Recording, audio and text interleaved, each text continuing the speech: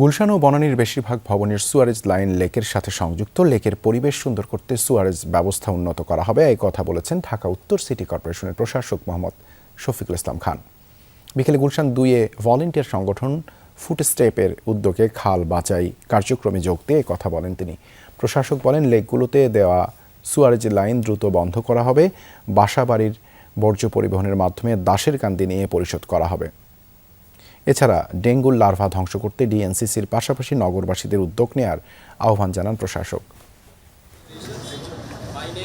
পরিবেশ রক্ষা যে শুধুমাত্র সরকারের দায়িত্ব না, এটার সাথে সাথে সব মানুষ, সব ধরনের মানুষের, সেটা স্বেচ্ছাসেবী হোক আর সেটা নানা ধরনের সিভিল সোসাইটির প্রোগ্রাম হোক, এবং আমাদের যত সাধারণ মানুষ রয়েছে তাদের সবার সংযোগে, সবার একসাথে মিলে আমরা যে একটি সামাজিক আন্দোলন করতে পারছি।